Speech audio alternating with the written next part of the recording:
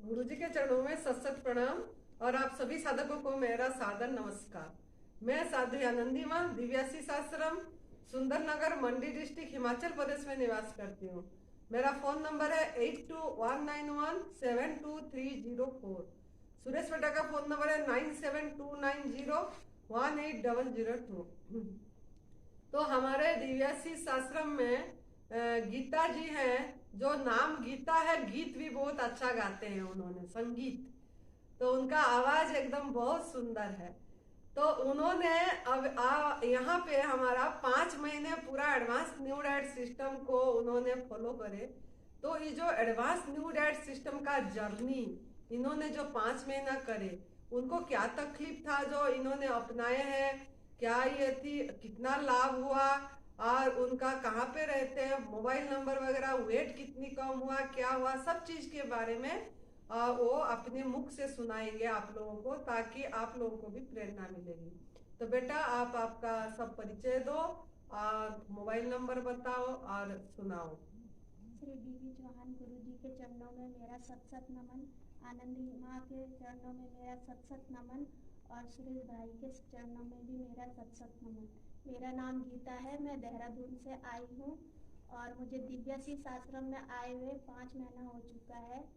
मेरे को जो है बचपन से ही जो है अस्थमा की प्रॉब्लम और जो जुखाम की प्रॉब्लम थी, मतलब नमूनिया बिगड़ गया था मेरा, तो मेरे को हमेशा जुखाम लगा रहता था, एलर्जी।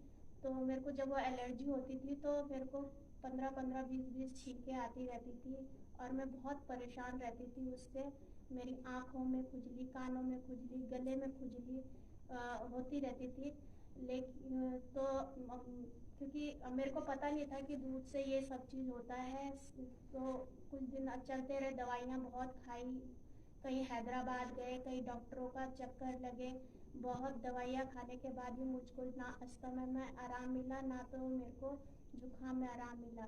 फिर देखते देखते जो ये तो मेरे को बचपन से ही प्रॉब्लम थी, जब मैं छोटी सी थी तब से ही मुझे ये प्रॉब्लम थी। मैं इनहेलर भी लेती थी और फिर आगे धीरे धीरे करके जब इनहेलर ने भी काम नहीं किया तो मेरे को एक कैप्सूल के रूप में जो गोली मिलती थी, जिसको फोड़ के जो उसको लेना पड़ता था, तो उससे फिर मुझे आराम मिलता था।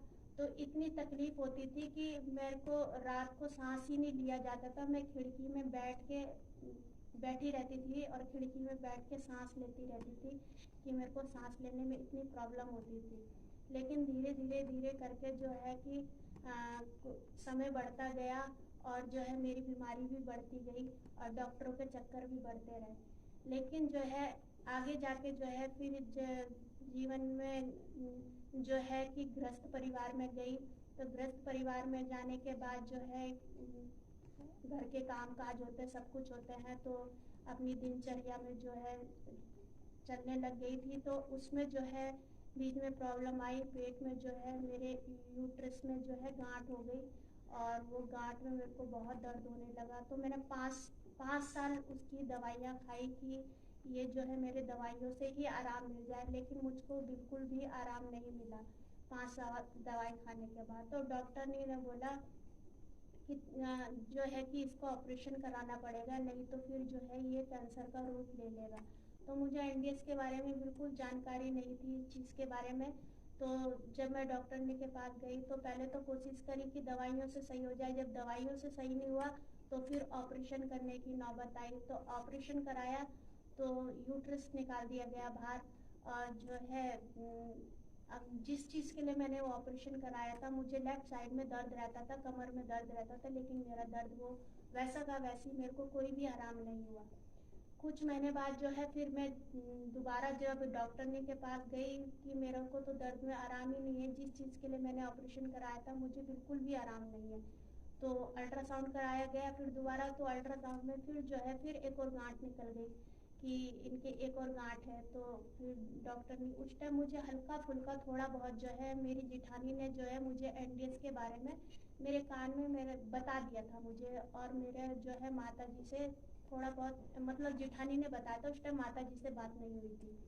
तो मैं थोड़ा थोड़ा फॉलो करने लगी थी इन चीज़ों को और जो है करने लगी। तो मेरे को ये फॉलो करते करते जो है मुझे उभार आया और मेरे को दर्द होने लगा, क्योंकि मैं अभी भी मैं यहाँ पे करती थी जब मैं 5 महीने के बीच में, तो शुरू शुरू में मुझे निर्जला करते समय जो है उबाड़ा है।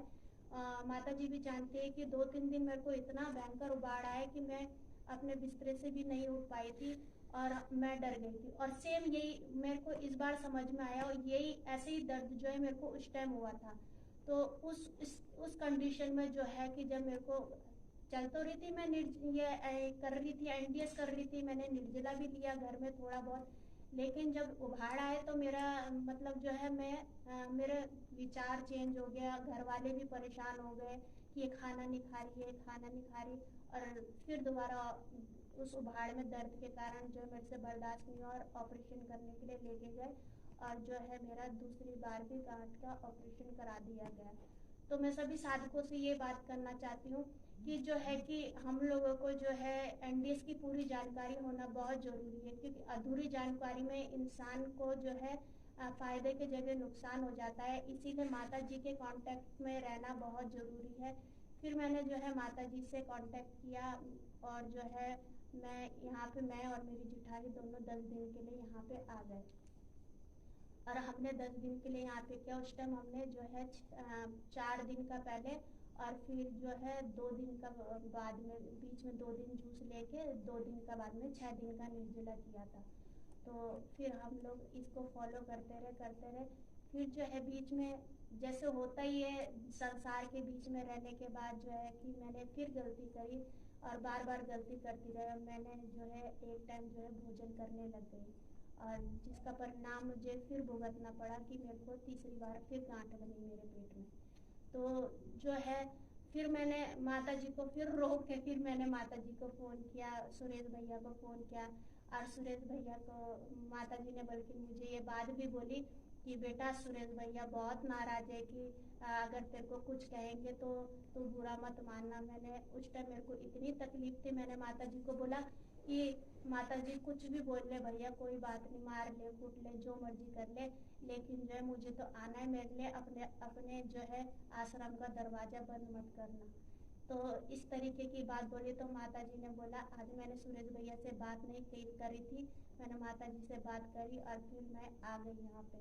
और जो है जैसी मैं यहाँ पे आई तो मैंने माता जी को प्रणाम किया, सुरेश भैया को प्रणाम किया, डर डर के सुरेश भैया को प्रणाम किया। तो सुरेश भैया ने प्यार से सर में हाथ फेरा और बोला लौट के बुद्धू घर को आए।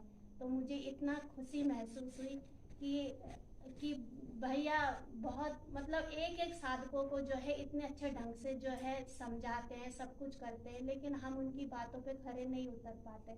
माता जी भैया जो है अपना पूर्ण ज्ञान जो है वो पूर्ण एक एक यहाँ पे जैसे बोलते हैं ना, गुरु जो है अपने शिष्यों को जो है सबको जो है एक समान विद्या देता है, लेकिन उसमें जो है कोई फर्स्ट आता है, कोई पीछे रह जाता है, कोई करता ही नहीं है, फेल हो जाता है।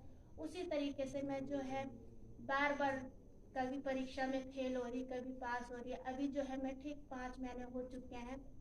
इस बार जो है पूरा पक्का निर्णय करके आई थी कि ढंग से जो है कि अच्छे से करना है और बिल्कुल ढंग से यहाँ से बिल्कुल मजबूत बन के जाना है, और इस एनडीएस को जीवन भर अपने जीवन में अपनाना है और समाज में भी इसको बताने की कोशिश करनी है। पहले खुद अच्छे से करना है, फिर बाद में बताने की कोशिश करनी है। क्योंकि खुद अगर इंसान को जो है कि खुद पूरा ज्ञान नहीं होगा तो वो दूसरे को क्या बता पाएगा, वो अधूरा ही ज्ञान दे पाएगा। तो इसीलिए जो है अपने गुरु के चरणों में रह के पहले पूरी जानकारी लें, और जानकारी लेने के बाद जो है उसको अपने जीवन में धारण करें, फिर दूसरों को बताएं, तो उस चीज़ का बताना सफल है। नहीं तो हम अपना तो नुकसान करेंगे करेंगे, दूसरे का भी नुकसान करेंगे। और जो है यहाँ जो है माता जी सुबह शाम जो है हम लोगों को बहुत मोटिवेट करती है, भैया बहुत मोटिवेट करते हैं हमारे को। और जो है तप सेवा सुमरन का मार्ग है यहाँ पे, और हमारे को तप में तो हो ही रही है, काफ़ी बात कर ली गई है कि तप में जो है इसमें जो है हम लोगों को पका हुआ खाना बिल्कुल पूरी तरीके से त्यागना पड़ता है। और जो है इसमें जो है हमने एनिमा और जूस और लंघन पे फोकस करना पड़ता है। इन 5 महीने में जो है कि शुरू में 3 महीने तो कभी 2 दिन कभी 3 दिन का निर्जला चलता रहा। टोटली 3 महीने में 40 निर्जला मैंने किए, लेकिन 3 महीने के बाद जो है मेरा जो है स्टार्टिंग से 65 किलो वजन था मेरा शुरू में। तो 65 किलो से मेरा 40 किलो वजन हो चुका है। जब मैंने गलती भी करती रही, लेकिन मेरा एनडीएस करने से पहले जो है 65 किलो वजन था, लेकिन अब जो है मेरा 40 किलो वजन हो चुका है। लेकिन मुझे कहीं भी कमजोरी फील नहीं हो रही है, किसी भी एंगल से मुझे कमजोरी फील नहीं हो रही है। बीच में मैं 10 दिन के लिए ऐसी अपने बच्चों को देखने के लिए गई थी घर, तो घर में जो है मैंने पूर्ण रूप से काम भी किया, सब कुछ किया, लेकिन मुझे कोई भी ऐसी कोई कमजोरी नहीं हुई कि मैं निर्जला कराए या पका हुआ खाना नहीं खाए। लोग बोलते हैं हम पका हुआ खाना खा रहे हैं तो हमारे को कमजोरी फील हो रही है। कमजोरी फील हमारे को सिर्फ इस वजह से होती है क्योंकि हमारे शरीर में जो है जो टॉक्सिन भरी होती है और गंदगी रहती है, तब तक ही हमें कमजोरी फील होती है। जिस दिन हमारे शरीर से जो ये टॉक्सिन निकल जाएंगे, उसके बाद हम लोगों को कमजोरी बिल्कुल भी फील नहीं होगी। और सेवा की बात की जाए तो सेवा जो है हम किसी भी रूप में कर सकते हैं। तन से हो सके तो तन से सेवा करें, मन से हो सके तो मन से सेवा करें, और धन से हो सकता है किसी भी रूप में जो है हम सेवा कर सकते हैं। और जो है या तो फिर जो माता जी की वीडियो है उसको फॉरवर्ड करें, लोगों को जागरूक करें कि एनडीएस भी, क्योंकि ये कोई नाम तो रख दिया गया है कि न्यू डाइट सिस्टम, लेकिन ये न्यू डाइट सिस्टम नहीं है। हमारे पुरातन ऋषि मुनि भी इस चीज को अपनाते थे। और जो है ये इस वजह से जो है राम भगवान जी जो जीवन में आए, जब आए तो उन्होंने भी 14 वर्ष का वनवास में जो है इसी कंदमूल में रहे। तो जो है अभी भी कितने महात्मा लोग हैं जो एयर फास्टिंग कर रहे हैं और अपने जीवन को कितने कितने सालों तक रह रहे हैं। तो यहाँ पे जो है सुरेश भैया, माता जी लोग बिल्कुल निःशुल्क करवा रहे हैं यहाँ पे जो है दिव्याशीष आश्रम में। और जो है हमको यहाँ पे मन, मतलब यहाँ तन की तो शुद्धि होती है, मन की शुद्धि भी होती है, मन के विकार भी जाते हैं, क्योंकि इंसान के अंदर है गुण और अवगुण दोनों होते हैं। तो हमें जो है कि किसी के अंदर गुण है तो अवगुण भी है, दोनों है। तो हमें कोशिश यही करनी चाहिए कि हम गुणों को एक्सेप्ट करें दूसरे का और अवगुणों को नजरअंदाज करें, कोशिश यही करें। क्योंकि नजर आते हैं, सबके आते हैं, मेरे अंदर भी है, सबके अंदर है, लेकिन जो है कोशिश यही करें कि हम लोगों के गुणों को अपने जीवन में लें और अवगुणों को हटा दें, उसको नजरअंदाज करें।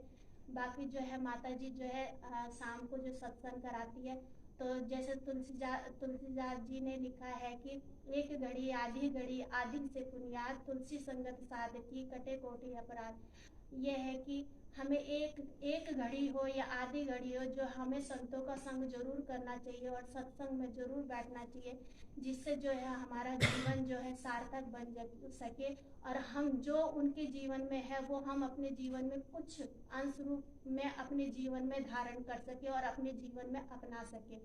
जैसे एक मछली होती है, उसके आगे पानी, पीछे पानी, ऊपर पानी, नीचे पानी, वो उसमें रहती है, चलती है, फिरती है, और उसको पता ही नहीं चलता, उसके सब जगह अगल बगल हर जगह पानी पानी रहता है, लेकिन उसे पानी से बाहर निकाल दो तो वो मर जाती है। उसी तरीके से हमारा जीवन है। ये प्रभु परमात्मा जो आज माता जी ने जब इस एनडीएस के बारे में बताया, सत्संग तो मैं जाती हूँ, रेगुलर जाती हूँ, सत्संग सुनते भी है, सब कुछ करते हैं, कोशिश करते हैं, मन से वहाँ स्थिति थोड़ी देर के लिए सही भी हो जाती है। लेकिन जब से मैंने एनडीएस को फॉलो किया है तो तन की शुद्धि करने के बाद जो है मैंने फील किया है कि मन की शुद्धि पे बहुत जल्दी इफेक्ट पड़ता है और उससे बहुत अच्छा शरीर सही होता है। तो मैंने अनुभव किया कि जैसे मछली के आगे पानी, पीछे पानी, चारों तरफ पानी होता है, उसे जब इससे निकाल दिया जाता है तो वो तड़पने लगती है। उसी तरीके से हमारा जो है हमारे को इस परमात्मा ने चारों तरफ से घेर रखा है, वो हमारे को आलिंगन करा हुआ है, वो हमारे आगे पीछे ऊपर नीचे दाएं बाएं चारों तरफ है, लेकिन हम उस चीज से वंचित हो जाते हैं, हमारे को नजर ही नहीं आता है। और जिस टाइम हमारा इससे लिंक हटता है, उसी टाइम हमारे से गलतियां भी होती है। अगर हम इससे कनेक्शन रहता है, इसी प्रभु परमात्मा से हमारा कनेक्शन रहता, तो हो ही नहीं सकता कि हमारे से कोई गलती हो जाए या हम कुछ भी गलती करें। तो ये चीज मैंने एनडीएस में आने के बाद अनुभव किया। माता जी जब प्रवचन सुनाती है, एक एक प्रवचन जो है मन में ऐसा लगता है कि कहीं हम जब कभी अंदर से कोई गलती होती है, कुछ होती है, तो फील होता है कि जो है, जो माता जी बोल रही है हमारे लिए बोल रही है, और उसको जीवन में धारण करना है, तभी हमारा जीवन सार्थक हो पाएगा और इसको हम जीवन में अपना सके, यही हमारे लिए वो है। और जब भी हमने एनडीएस किया मैंने, तो एनडीएस के दौरान जो है रोज का जो है सुबह 3 बार, दिन में 3 बार और शाम को 3 बार जो एनिमा किया, और जो है अब धीरे धीरे करके सुबह 2 टाइम, फिर शाम को 2 टाइम, और अब धीरे धीरे करके जो है अब मैं 1 टाइम कर रही हूँ, सुबह के टाइम पे एनिमा करती हूँ। और बाकी बहुत बढ़िया, बहुत सुंदर भाव से अपना मतलब सुनाए अनुभव। तो आप ये अक्टूबर 15 2023 से 24 अक्टूबर 2023 तक जो हमारा निर्जला शिविर होने जा रहा है, परम पूज्य श्रद्धेय बीबी चौहान गुरु जी की निगरानी में नरहरि भाई पांड्या जी आ रहे हैं, सुरेश बेटा होंगे, हम होंगे। तो ये जो निर्जला शिविर पहली बार होने जा रहा है परम पूज्य श्रद्धेय बीबी चौहान गुरु जी का 30 साल के अंदर, तो आप उसमें आपका पार्टिसिपेट कर रहे हैं, उसमें नाम रजिस्ट्रेशन कराए हैं कि नहीं? हाँ जी, मैंने जो है इसमें रजिस्ट्रेशन कराया है। मेरा सौभाग्य है कि जून शिविर में भी जो है कि मैं बीबी चौहान गुरु जी के सानिध्य में जो वो शिविर करने का भी मौका मिला, और अब जो है ये निर्जला शिविर करने का भी मौका मिल रहा है। इसमें भी पूर्ण रूप से जो है भागीदार कोशिश करूंगी कि ज़्यादा से ज़्यादा निर्जला कर सके, और अच्छे से जो गुरुजी जो है जैसा जैसा अपनी वाणी से निकाले उसको अपने जीवन में धारण कर सके। बहुत बढ़िया, बहुत सुंदर।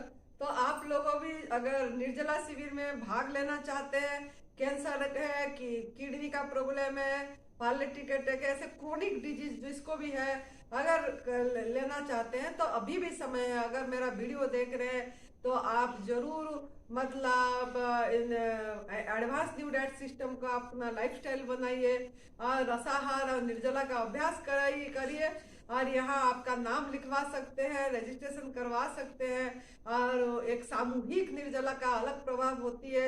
एक ये रोग निरोगी तो हो ही जाएंगे, शरीर कायाकल्प तो होगा ही होगा, साथ में मन भी कायाकल्प होगा और अपनी आत्मा में स्थिति होगी, सुमिरन बढ़ेगी। इसके लेकर नवरात्र के टाइम में होने जा रहे, तो ये मौका नहीं चूकना चाहिए। और जिसको भी ये मन है तो वो अपना प्रयास करिए निर्जला का और फिर नाम लिखवाइए। तो आप लोग सब खुश रहिए, हंसते रहिए, हंसाते रहिए और आनंद में रहिए। जय तंदुरुस्ती, जय तंदुरुस्ती। धन्यवाद, आभार, प्रणाम।